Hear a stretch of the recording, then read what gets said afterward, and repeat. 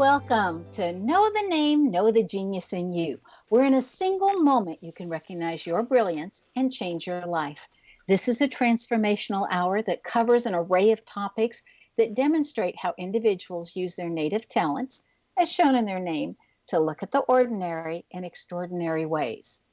Albert Einstein once said that everybody's a genius. Why would one of the smartest people on the planet declare that everyone is a genius unless he knew that to be true?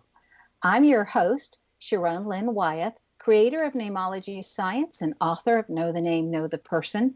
In each weekly show, you're going to hear the fascinating ways other people have discovered the genius in themselves and what they were able to accomplish. At the end of tonight's show, you'll hear clues on how you can recognize your own innate genius. Now, all over the world, people write in and want to know how highly successful people have managed to achieve their genius mindset as they're utilizing the gifts that Namology Science sees in their name. So how does someone express those creative talents? How does someone share those gifts with others in such a way that everybody benefits?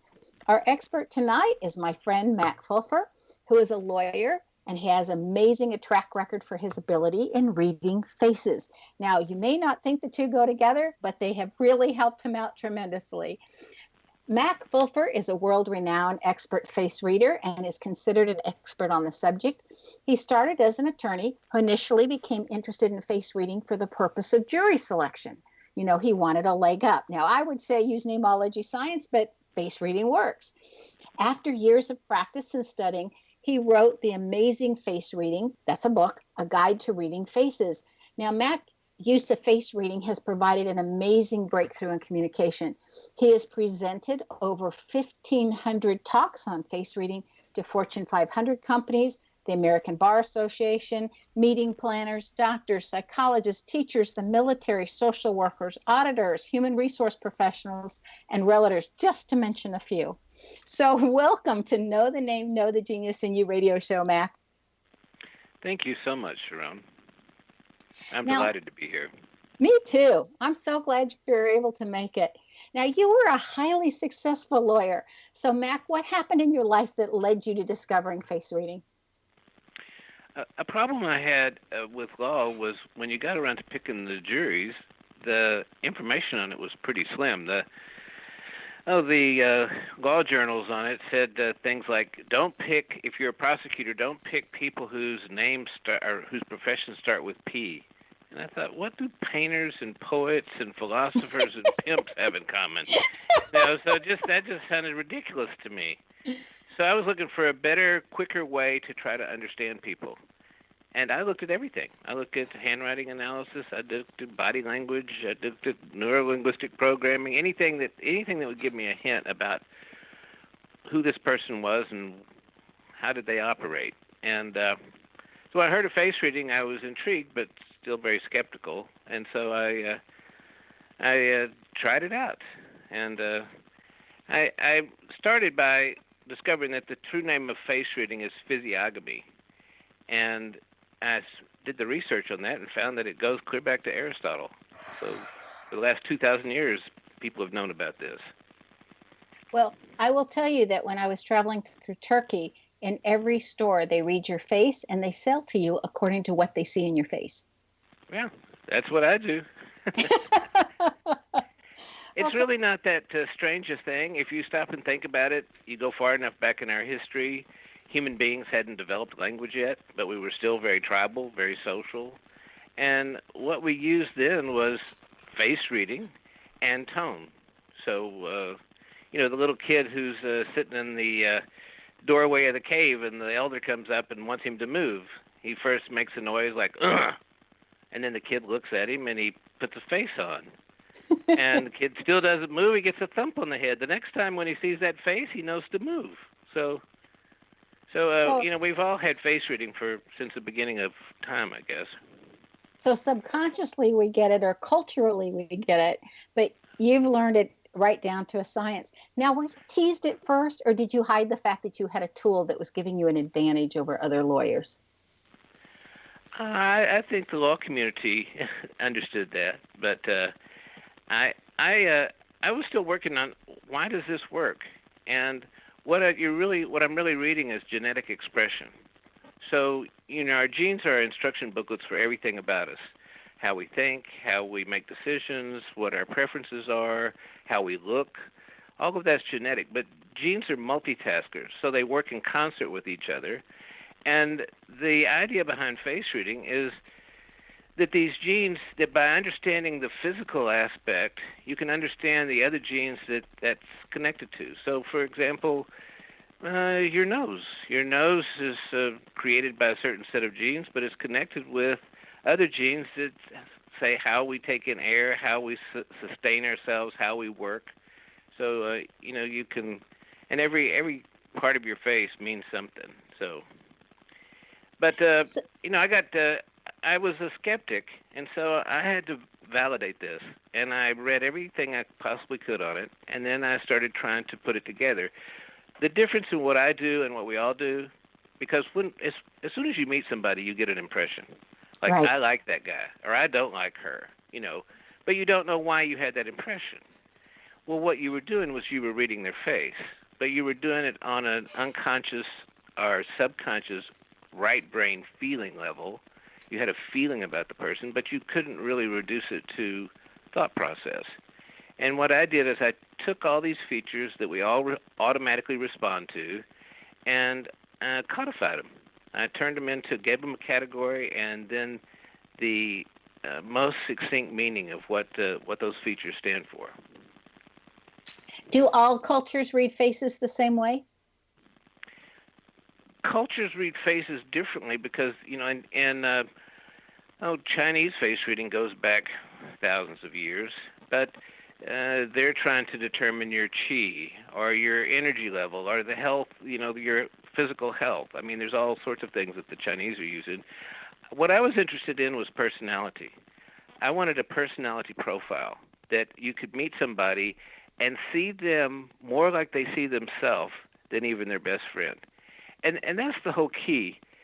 The challenge we have in our relationships with other people is we really don't know who they are. So we just project onto them that, well, they must be like us. And in our projections, we often miss the mark. So what I was looking for was not how our first impression of the person, but how they see themselves. So I had a student from Israel that writes in an email just now that said, can you tell me what feature shows that a person is cruel or hard or dishonest or mean? And I wrote him back and I said, well, you'll never be a good face reader because nobody will ever see themselves like that. They'll see themselves as I'm strong or I'm powerful, but they would never see themselves in a negative light. So what I'm looking for is how to see the person the way they see themselves. See, now that's really interesting because in the person's name, those kind of clues of could they be mean or do they have a propensity or are they honest? I feel like that all shows up in a name, but I love face reading. I mean, I've watched your cards and played with the cards that you did. Okay, everybody listening has this deck of cards besides this amazing face reading book that you can, look at the picture and look at the definition and really learn it that way. Okay, so Mac, this is the part of the show where we like to reveal a little bit about what your name says about you. Are you ready? Oh, yes. Okay, so now I'm going to go by your birth name other than just the Mac that you go by, because otherwise your name interpretation wouldn't make as much sense. And so you have in your name that you're very family oriented. So those people that you consider family, whether they're birth family, blood family, whatever, you're very family oriented. And it's like you all clan together or you all have each other's backs. So once you're part of the family, you're very good to those people and you're very good behind their back sticking up for them. Okay. And it says that, I love this part in your name. It says that life improves as you age. So the older you get, the better your life gets. It also says you're very good at seeing things from another people's point of view. Now, everybody that just heard him say that he's trying to do face reading to see things from their perspective, I want you to know that it's in his name. It's in his middle name, and it's the third to the last letter, which is the E toward the end. So I want you to know where I'm getting that from, and not just because I know him. Okay? And then it says that you have a tendency to be a workaholic, but you can be a great couch potato once you're done working. So once you're done for the day, it's like, okay, I'm sitting down. Don't ask me to get up. And if I could get somebody else to go to the bathroom for me, I'd let them. It's that type of thinking once you're done. Okay. That you can be overly sensitive to criticism, want to shut down and quit when criticized. So you've had to learn how to self-talk to get yourself back up. Your name indicates that you are a reader and that you love constant learning, and that you're very capable of being taught to be a superb writer. So you came in with that natural propensity, and so it just was a question of, did you want to learn how to use it? It also says that you have this curious combination in the name that says you can see illusions and that you're able to break through the illusions of others, which I always look at in a name and I always think, how are they using it? And how gently do we break through the illusions of others? Well, we need to take a break.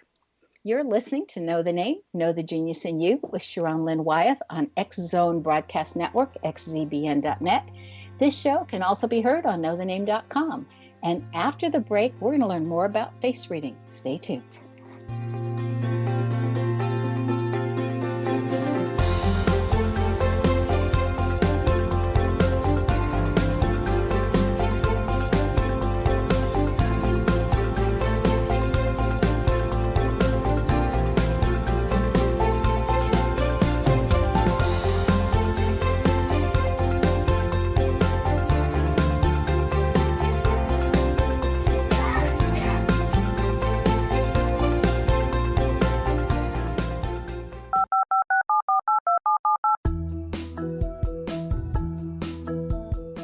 Did you know that when you're on the road with limited data or Wi-Fi, you can still listen to the X Zone Radio Show with Rob McConnell, The Science of Magic with Gwilda Wiyaka, X-1, Dimension X, Space Patrol, and every minute of the X Zone Broadcast Network by calling 213-401-0080, courtesy of Audio Now.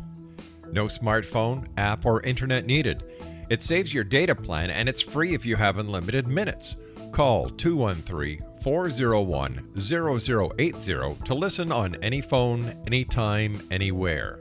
Remember 213-401-0080 for the best of the paranormal, parapsychology, and sci-fi radio programming anywhere, 24/7, 365.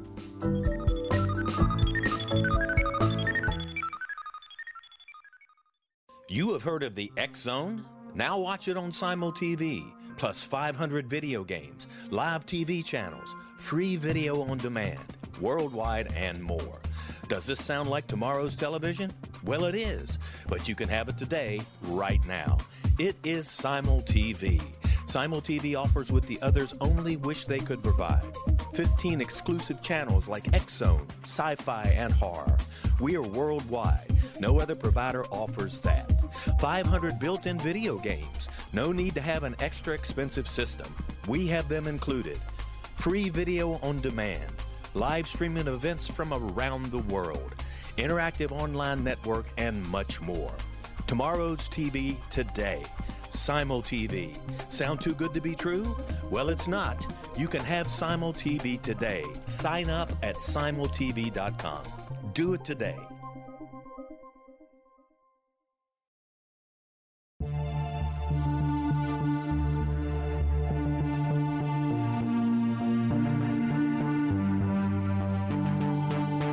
We live in rapidly shifting times of extreme volatility and uncertainty. Such profound change brings a unique opportunity for the evolution of consciousness. I'm Gwilda Wiyaka, host of Mission Evolution Radio Show, a program that explores the latest scientific developments and deepening spiritual truths supporting human evolution. Join me on xzbn.net, where I interview leading experts in science, physics, medicine, spirituality, and more. By applying divergent viewpoints to leading-edge topics, we uncover expansive and evolutionary truth to assist you on your path to enlightenment. More information and past episodes are available at missionevolution.org.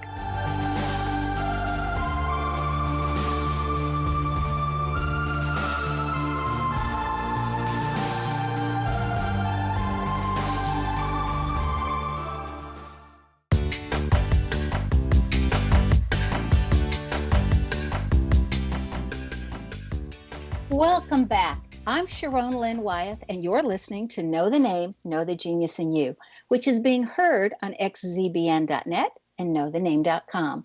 Our guest tonight is Mac Fulfer. His website is amazingfacereading.com. I want to say it again, amazingfacereading.com. Okay, Mac, how'd you like your name reading? Sharon, that was amazing what you just did. Because here's the thing. I was translating everything that you were telling me into face reading, where it shows up on my face. And, it's like you were painting a picture of me. So this intensity thing that you said, where you just throw yourself into it, I have a single line that runs, a vertical line that runs in between my eyebrows that I call a freight train line. These are people that once they make up their mind, they never stop. The second thing, though, is like I have close-set cheeks, so I have about 4 hours of barn-burning energy where I could run circles around everybody else, but then I have to stop. I have to take a break. Criticism. You have a small chin. People with small chins have a difficult time with criticism, so they're always wanting to make sure they're right. And every single thing that you were pulling out, family. I've adopted family all around the world. So in my travels, I've picked up what I would call blood brothers, but people, guides that I got close to or got connected with that I've kept up with, for years. So yeah, you're absolutely right. Well, we all need our extra tools to help us understand people, but it's wonderful because with face reading or with name reading, you never meet a stranger. Because you know who you're talking with. You can eliminate the word stranger from your vocabulary. Absolutely. The interesting thing about what you do is you can already know them before you see them. I have to see their face. So. but that's okay. You still get a picture of who they are when you're first meeting them, and that's what's so important. Was face reading hard for you to learn? I mean, did you have stumbling blocks when you were first trying to learn how to read faces? I had to validate it first. So I was an attorney, so I was skeptical of any woo-woo stuff. I mean, it was like, no, I have to see this proven. So after I'd read everything and tried to glean what I could from all these old books, I went out and started trying to practice it. So I set up a company with a friend of mine, and for 2.5 years we went out, and every weekend I set up a booth at every art show, Oktoberfest, Main Street, the Rattlesnake Roundup, any place there was people. We had a booth, and I would pull out a sign that said face reading guaranteed. And my guarantee was if I miss anything, you don't have to pay. Well, that was part of my research. My scientific research was trial and error. If it worked, I kept it. If it didn't work, I decided that whoever wrote that was off base. So... But over time, once you take this on, once you start playing with it and you realize how accurate it is and how helpful it is, for me, it's about making instant connections with people. Because when you see somebody the way they see themselves, you have already broken through that barrier, that protective shield that we all have, where when somebody says, hi, how are you? You're supposed to say, fine, how are you? And to be able to have a life force connection rather than a transactional connection. Well, and what's also nice is when you're using names, people would know from both your name and my name, when somebody says, hi, how are you? We're already saying, don't waste our time, get to the point. Yeah. So you want to know who to say that to and who not to, Now, humans exhibit emotions on our faces. Do we all do it emotionally about the same way? So for an example, say you and I are both disgruntled. Would our facial features be close to identical in how we show we're disgruntled? Yeah, the muscles that we use to express the affects, I mean, there's 42 muscles in your face, and they create over 10,000 different expressions. But the muscles that we use to express various affects, happy, sad, angry, disgusted, is exactly the same. We use exactly the same muscles, no matter what part of the world you come from, what race, religion, occupation, age, it's uniform. And that's why face reading works. because the way face reading works is when you look at somebody else's face, you imitate that image in your mind as though it was your face. It's something called mirror neurons. And then we respond to that as though it was our face. So when we see somebody who's disgusted, for example, that look on their face, when we put that in our mind and respond to it, it's like we don't have to think about it. We know, oh, he's disgusted. Now, face reading has such a rich, fascinating background that could probably fuel a discussion for hours. But millennials crave knowledge specific to advantages in the workforce. So I'm asking this question on their behalf. So how did you utilize face reading to help you with jury selection? I mean, I help different lawyers with jury selection through namology, so I'm interested to see how you've applied face reading to that process. Oh, I talk to hundreds of groups. So in sales, for example, to be able to look at somebody and know this is a person that likes to have a real world example. You don't give them the book. They want to see how it works first. They want somebody else's opinion. Or this is a person who just wants facts. So people with round eyebrows are people who are processing from a more feeling, a right brain perspective. And so their decision has to feel right before they pull the trigger. And they like input from outside. People with straight eyebrows, they don't care about anybody else's opinion. They think that they're smart enough. If you give them the facts, they can make up their mind in the moment. So, but just knowing how to approach somebody, finding the right person for the right job. So, who is the detail focused workaholic that puts their nose to the grindstone, and who's the visionary that sees the big ideas and the big pictures, but is not good with follow through? Almost every quality or aspect of our personality shows up on our face. So once you have the job description, you can match the job description to the person's face to find out a person that will be successful in that job. See, now I do that with names for different companies, like Mm-hmm. that detail-oriented person. I'm looking for lots of N's, Mm-hmm. for that person who's just going to pick up their workload and everybody else's. I'm looking for a first vowel of an A. I mean, I'm looking for different things. How did you use face reading, though, to help you with jury selection? Like with different juries, were you looking for, I want emotional people for this particular case, or I want factual people for this case, or were you doing that?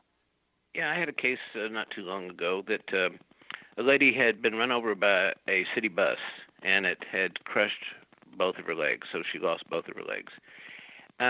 So the city was refusing to pay more than $5 million. That was it. We're not going to pay any more than $5 million.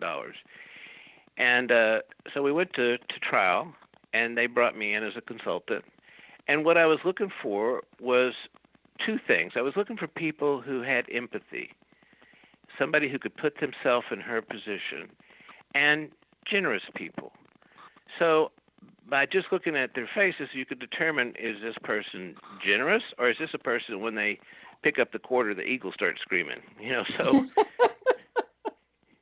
and is this a person that cares about other people, or is this a person who just cares about themselves?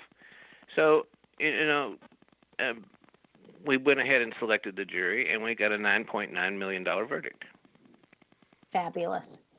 Now, going back to when you're interviewing or helping HR departments, you can't slyly give your interviewer a full Myers-Briggs personality test, but you can silently note their facial features. Does that give you something similar to the Myers-Briggs? I think it gives you something better than the Myers-Briggs.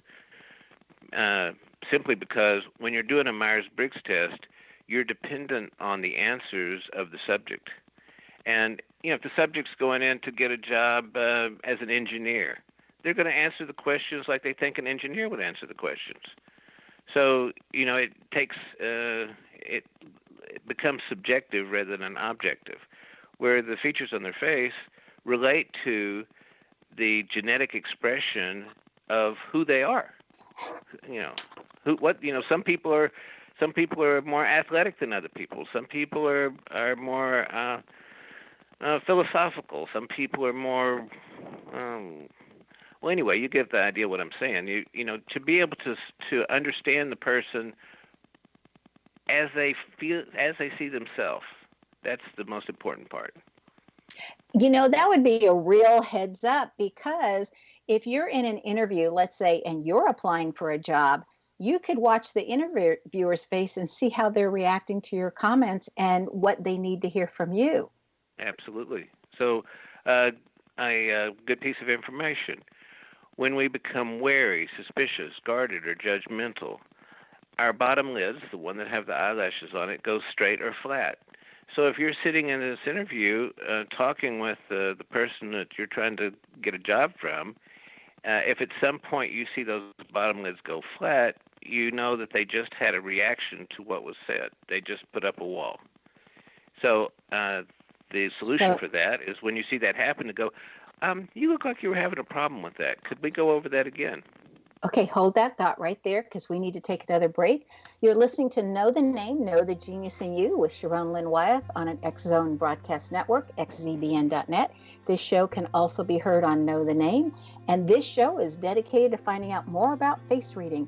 And after the break, we're going to find out even more about how this can be applied. Stay tuned.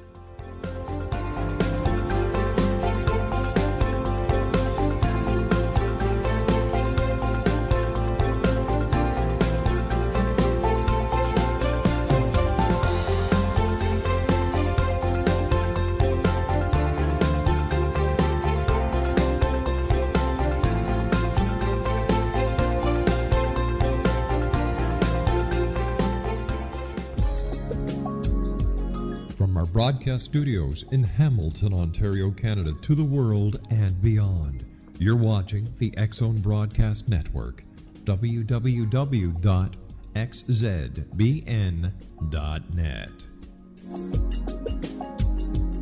AVS Media Den. You have heard of the X-Zone? Now watch it on Simul TV, plus 500 video games, live TV channels, free video on demand, worldwide, and more. Does this sound like tomorrow's television? Well, it is, but you can have it today, right now. It is Simul TV. Simul TV offers what the others only wish they could provide. 15 exclusive channels like X-Zone, sci-fi, and horror. We are worldwide. No other provider offers that. 500 built-in video games. No need to have an extra expensive system. We have them included. Free video on demand. Live streaming events from around the world, interactive online network, and much more. Tomorrow's TV today. Simul TV. Sound too good to be true? Well, it's not. You can have Simul TV today. Sign up at simultv.com. Do it today.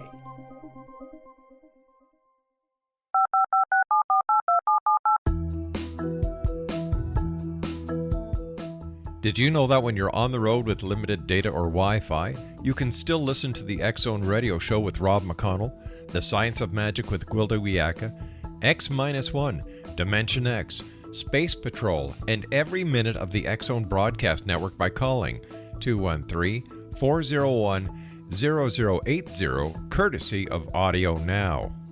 No smartphone, app, or internet needed. It saves your data plan, and it's free if you have unlimited minutes. Call 213-401-0080 to listen on any phone, anytime, anywhere.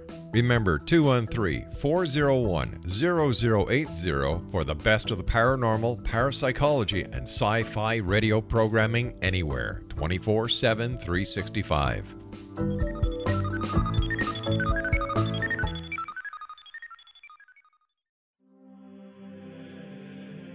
Rob McConnell here, presenting an overview for Nicholas Paul Jennings, author of a fascinating book, Amen. It presents facts revealed by Egyptologists, facts that enable us to understand why Amen is the beginning of creation of God. It provides recommendations for religious leaders of the major religions to unify their beliefs and teach the Word of God. Love one another. Amen informs people how mankind conceived God.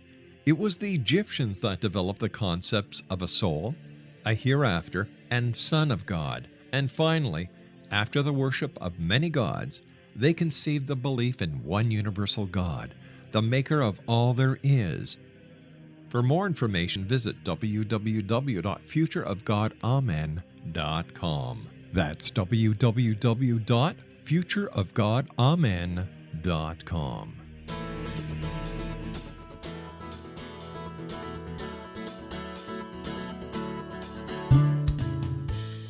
Welcome back. I'm Sharon Lynn Wyeth, and you're listening to Know the Name, Know the Genius in You on xzbn.net. Our guest tonight is Mac Fulfer, who can be reached via his website, amazingfacereading.com. Now, his book is of the same name, and you can get it anywhere books are sold, like Amazon and Barnes and Nobles and other bookstores. It's a really popular book. So it's Amazing Face Reading is the name of the book and the name of the website. When someone's using, Mac, if somebody's using face reading, could that ever be considered manipulation because you could then take advantage of a situation? I don't think so. I mean, we're all reading faces all the time. It's just the better that you can read the person's face, the more accurately you can read the person's face, the better your impression. But how many times have people made an impression about you that was wrong? Yeah, that's true. Yeah. Um, So I don't see it as manipulative. And my point is, understanding where the other person's coming from helps create understanding and connection. That's the way I use it anyway. It's really hard to get somebody to understand what face reading is until they've experienced it. So my email is as easy as my website. It's just mac@amazingfacereading.com. And anybody that's listening, if you want to send me a picture, just email me your picture and some way to contact you. I'm happy to tell you what your face says. Wow, you're going to be busy.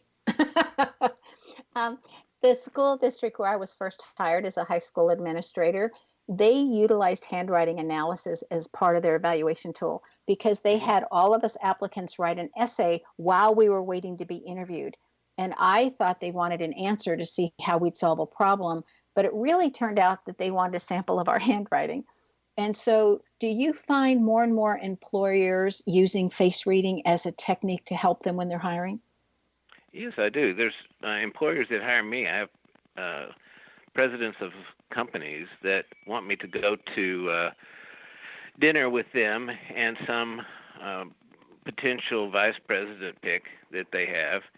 And I just go as the company attorney. And I give them feedback about, what this guy's positive qualities are and what their liabilities are. I did that just recently. Well, I hope all of you HR personnel that love listening to this show are taking note because this is a wonderful tool along with Namology Science.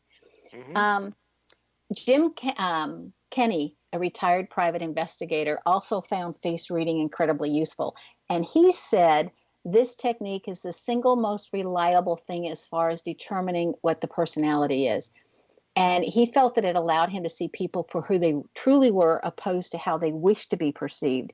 Now, I'm going to jokingly say Jim obviously didn't know about names and namology science, but is there anything that face reading doesn't tell us? Well, face reading is not mind reading. So you can't say, what am I thinking? Face reading tells about the person's personality, how they make decisions, what their preferences are, but it doesn't tell you what they're thinking in the moment. So it's I think that's where we had the breakdown about manipulation, because I'm not trying to control the other person's mind or anticipate what they're thinking. I'm trying to connect with them from a space that they can relate to. That, yeah, that's me. That's who I am. Yeah, you got me. You understand me. And that creates a flood of information, because most of us go through life in our own little bubble. We feel like, people don't really get me. They don't really know who I am, and we try and we do our best, like you were saying. We do our best to try to create an image. But when somebody truly sees us for the way we are in a positive light, it really makes an impact. I will definitely agree with that. It's like everybody wants you to be their new BFF. Yeah, because it's like, wow, you know me better than my best friend. Exactly. Do do psychopaths learn to hide their expressions, or do their faces give them away? You're talking about liars now. So there's four different kinds of liars. So you've got the liar who practices the story over and over and over and over, but they tend to be too quick on the draw. You've got the liars who are a true sociopath. A true sociopath, once they've said something, then they're committed to that, and you could pull their fingernails out and they're not going to change it. What comes out of their mouth becomes their truth for them. I don't know that you can really spot that so much. There's some people out there that are like that, but you'll see the tells. So when somebody's talking to you, here's the best way to spot a deception. When someone's talking to you and you see their upper eyelid, the one with the eyelashes on it, cutting their pupils, it's coming all the way down to the black dot in the center, cutting the pupil, flat bottom lids on the bottom, so their eyes appear to be pretty squinty, and just before they say something or just after they say something, the corners of their mouth turn down. So this is a person who's, one, with the eyelids cut in the pupils, is in an alternative reality. They're more connected to the image in their head and what they're thinking than they are in what's actually happening around them. They're in their own little drama. The flat bottom lids is they're trying to hide the fact that they're doing that. They're in a defensive posture where they're trying to wall out or seal out the external world. And when their mouth turns down, it says that they don't believe what they're hearing, but what they're hearing is their own words. So if the person doesn't believe their own words, they're trying to hide it from me, and they're also showing me that they're living in an alternative reality. I don't trust what they're telling me. Okay, so that's the second kind of liar. So one's the practice story, one's the psychopath. Yeah, so people who aren't practice liars, who's 99% of the population, when we tell a lie, there's a certain amount of stress that goes along with it. I don't think that sociopaths stress so much about lying because it's a knee-jerk reaction. But when we stress out, our eyes float up. And what you will see is the white showing underneath the eyes. If the white is showing underneath their left eye, they're stressing out personally. You're stressing them out. They're having a problem with you. But if the white is showing up under their right eye, they're stressing out about what's going on in this conversation. So when I pick up stress, when I'm talking to somebody and they're telling me something, but they're stressing out while they're telling me, it just highlights this point for me to go back and investigate it further. So I would never read somebody's face and say, so you're a liar, or you're this. Or it's not about judging or labeling. It's about getting these clues or cues, knowing where to ask better questions. Like, here's a trouble area right here. And, to work with that until you dig deeper and usually get them to admit it. See, now when I see lying ability in a name and I'm giving a name reading, I always say one of the challenges in your name is how much truth do you want to tell? Do you want to tell 90%, 30%, 50%? I would never call somebody a liar. Right. So I say it by, okay, how much truth, are you willing to share? In the Boston News, you interpreted the face of Mitt Romney. In that article, you stated that the guy with the biggest chin is always going to win. Now, I taught U.S. history for 5 years, and what I figured out as I looked through all of the presidents all the way through and who they were running against, we did this as a class thing, that the taller person is always the one who has won. So I found this fascinating. Talk to us about what chins say. So yeah, we all relate to that on an unconscious level. We're all responding on an unconscious level. So I told you when you said that I didn't like criticism, and that's my small chin. Right. Well, on an unconscious level, the world runs over people with small chins. So if you're looking for the linebacker or the guard on the football team, he's never going to have a small chin. He's going to have a huge chin. Your chin relates to your toughness, your physical toughness, and it also relates to the ability to get the last word. So the person with the biggest chin can usually get the last word. And when we go to choose people like candidates for, like president, for example, do you want the wimpy guy or the strong guy? And it's an unconscious decision. It's things that we respond to. If the candidate is saying, "I'm going to fight for you," who do you want fighting for you? The NFL linebacker or the water boy? And Yeah. we make some of those decisions by what kind of chin they have, but we don't think about it. Oh, that is so interesting. I'd be curious with Stormy Daniels, who supposedly had an affair, and when her voice with Donald Trump, and her voice was analyzed using bioacoustics when she addressed it on television, and the results said she was making it up and was possibly being forced by others to accuse the president. So I would like to know what her face said when we come back from our next break, because we need to take our last break. This hour is going way too fast. Stay tuned to Know the Name, Know the Genius in You with Sharon Lynn Wyeth on xzbn.net and X Zone Broadcast Network and on knowthename.com. And stay tuned.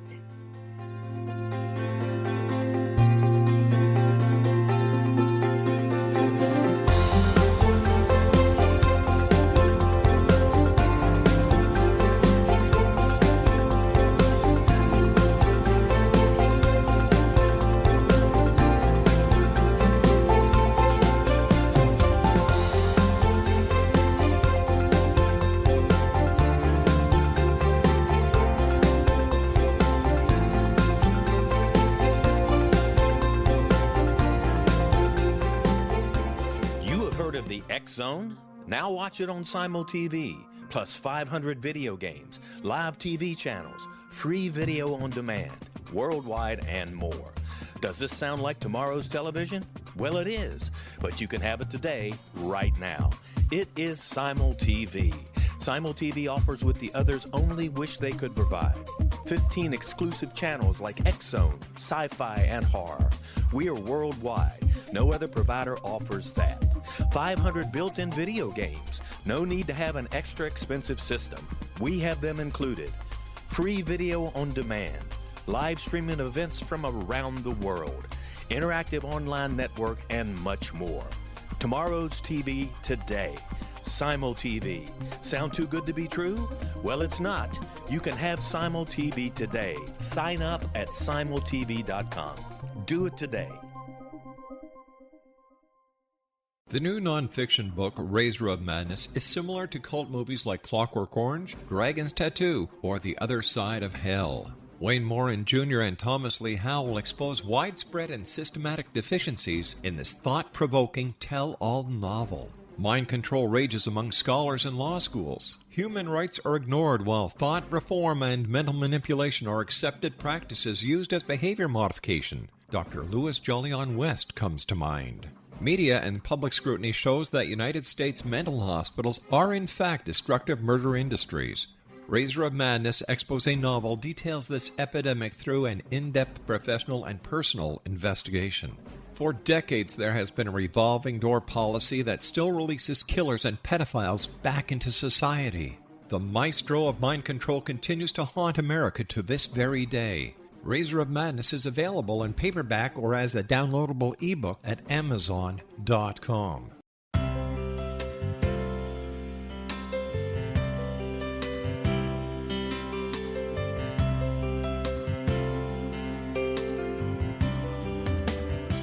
The concept of a new age has been around since the late 19th century, yet much of its original meaning has been lost.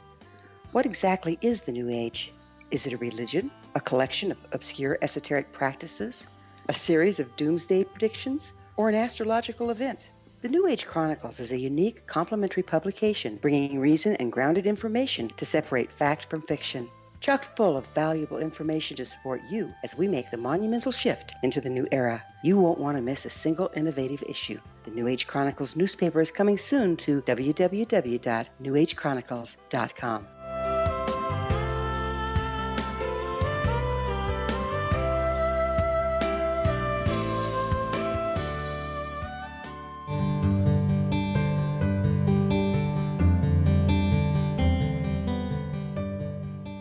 Welcome back. I'm Sharon Lynn Wyeth, and you're listening to Know the Name, Know the Genius in You. Our guest tonight is Mac Fulfer, whose website is amazingfacereading.com.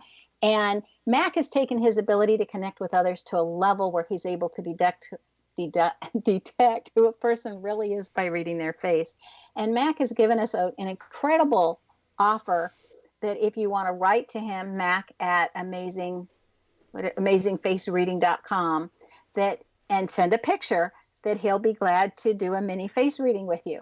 So I think that's just incredible. Now, right before the break, we were talking about Stormy Daniels, and bioacoustics says that she was under duress and she wasn't telling the truth. But I'm wondering what her face said. Well, Sharon, I can't tell you about Stormy Daniels' face because I'm not looking at it, and I've only seen it a few times. But I can tell you this. Okay. That the information I gave you earlier about how to spot a person that's being deceptive is seen on Trump's face almost every time he talks. His upper eyelids cut his pupils in half, his bottom lids are totally flat, and his mouth turns down after he finishes talking. So he's in an alternative reality. He's defending a position that he knows is not correct, and when his mouth turns down, he doesn't believe it himself. So, I there could be two liars going on there, but for sure we got one. Wow. It's fascinating what you can tell from just being able to look at somebody. Okay, I'd like to give you a few adjectives, and you tell us how we can tell that in face reading. So you've already told us lying and stressed. And how about compassionate? Compassionate. You can't have compassion if you haven't had the experience. So you can't get empathy out of a book. Compassion shows up in the lines that run from the corners of the mouth down onto the chin. These are people who've experienced grief, loss, pain, heartache. If the line is on the left side, it's personal grief, loss, and pain, the loss of a loved one, the loss of an important relationship. I got the line on my face when I lost my dog. The line on the right side is having those kind of pain in your professional or business side. But, to have compassion, you first have to have empathy. The second thing I would look at is, do they have a thin nose or a wide nose? People with wide noses are natural providers. They think in terms of what's necessary for other people. They're not just about me, myself, and I. So, the people with the broader noses would also be somebody that would tend to be concerned about other people's welfare. Anything round on the face is nurturing. So round cheeks, round eyebrows, round chins are people who are more people-oriented. And, to be compassionate, you have to care about people. That's interesting that so many, when I was in Africa, the common nose over there was more of a wide nose. And they're very group-oriented, family-oriented. When I got off the plane in Mali, for an example, so many people approached me and literally said, do you have a place to stay? If not, you can come home with us. It wasn't they were trying to sell me something. It was, you can come home with us. Yeah. And every day, everybody asked everybody how they were doing. That was so important. And the people that got the best bargains when they went shopping were those that connected first and then shopped versus let's get to the point, let's just shop and tell me what I want and get out of here. And They didn't get as good as bargains. Okay, next word is judgmental. Judgmental. Judgmental shows up in numerous areas. So when you're talking to somebody and you suddenly see those bottom lids go flat, their bottom lids go flat, you can imagine a big wall or screen, protective wall or screen coming down, and they become wary, suspicious, guarded, and judgmental. They're judging you. So especially if their left bottom lid has gone flat, they're judging you. They're mistrustful about you. Judgmental also shows up in like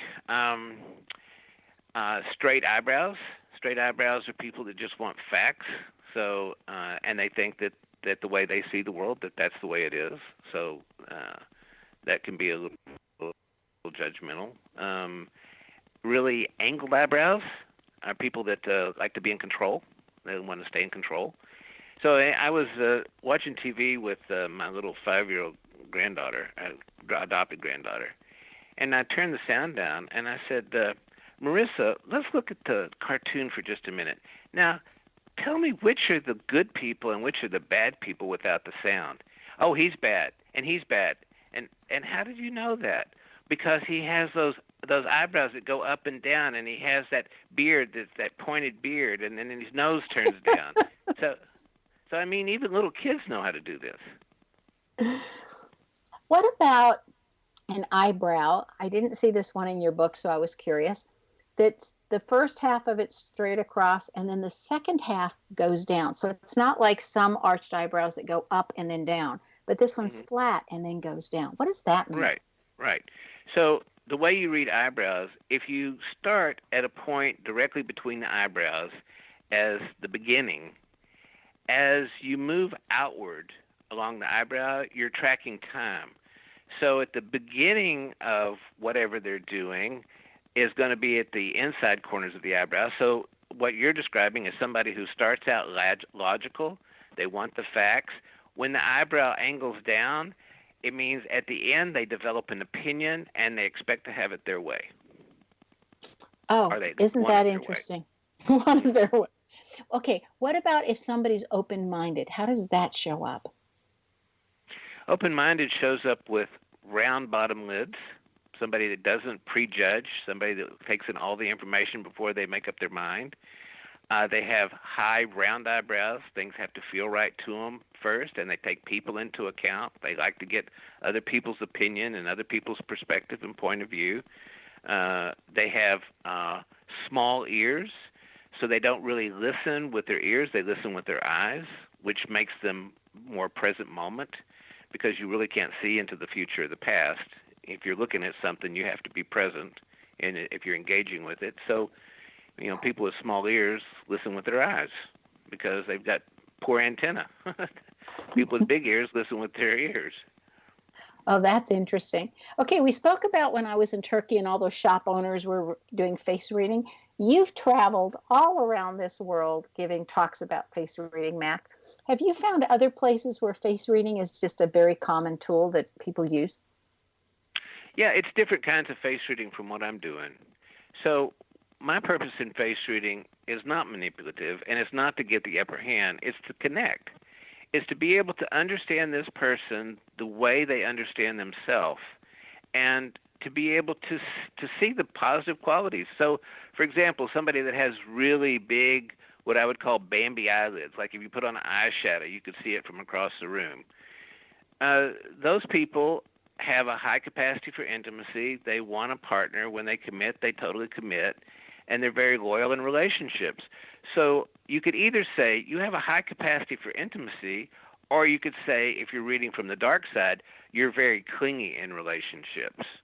And I choose to stay on the light side, to look at the positive qualities that the person has rather than trying to put them in a category, a judgmental category.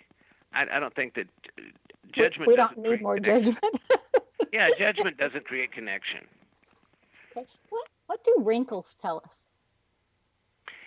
Your wrinkles are recording your life history. There's not a line on your face that fell on you from outer space. Every single time something of significance happens in your life, you're going to be adding to those wrinkles. So it changes the whole idea of beauty. Now our idea of beauty is what a corporation is trying to sell us, where, you have average ears, average nose, average mouth, no lines, and you want to look younger and younger. And that's held up as like, this is what beautiful is supposed to look like. And there's a multi-billion-dollar industry out there trying to convince us of that. But really, the most beautiful faces to me are the ones that are covered with wrinkles. They're not wrinkles for me. They're face prints. It's like they're telling their life story. and it tells you the places that they were courageous, the places where they had to rise to the occasion, the places where they hurt, the places that they were overwhelmed, the places where they've struggled to improve themselves, to improve their mind, their focus and discipline. I mean, your whole life history is written in the lines on your face. Mac, I want to thank you for being with us. This hour just went way too quickly, and it was such a joy to have you on the show. Thank you so much. Thank you, Sharon. I enjoyed this so much, and I look forward to talking to you in the future. Thank you. Now, Mac gives classes in how to do face reading. And again, you can find that out on his website, amazingfacereading.com, and they're incredibly reasonably priced. Now, Mac's name indicates that he excels at connecting with people and being able to read them easily, seeing through any illusions that they might be projecting.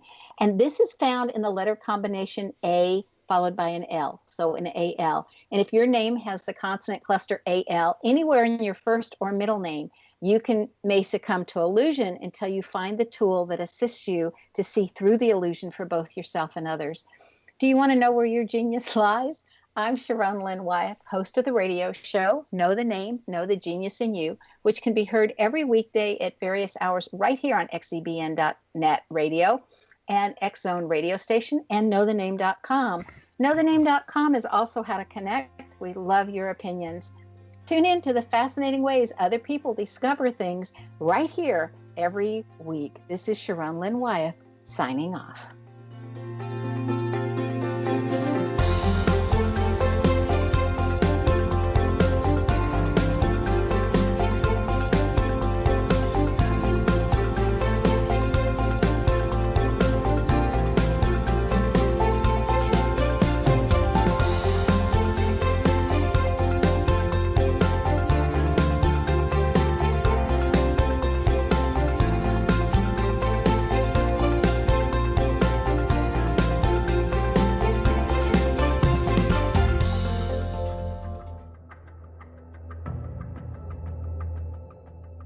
Modern Esoteric, Beyond Our Senses by Brad Olson, consummates the lifeology story about where humanity originates. It is the lost continents, the primitive wisdom, the mythos of creation, and the rethinking of ancient history as we are taught in academia. There is much more to the story than what we have been told. As this is the first book in the Esoteric series, Modern Esoteric starts at the beginning of time and accelerates up to this modern age. Future Esoteric is book 2 in the series and takes a forward-looking position ahead of today with an open and honest examination of the ET issue and various unexplained phenomena. To discover the writings of author Brad Olson, visit www.bradolson.com. That's www.bradolson.com.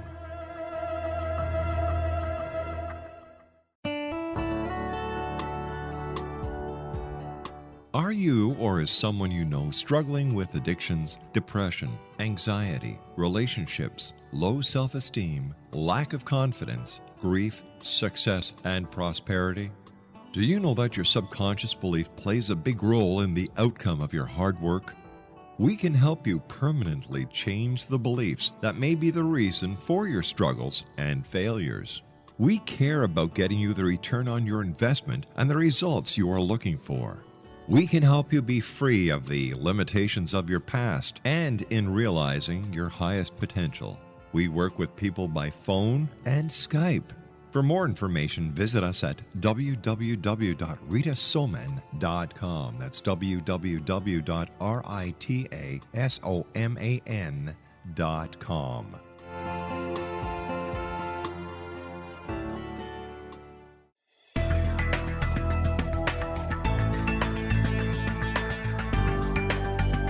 Do you think you have energy problems in your home? Do you feel better when you're away than when you're home?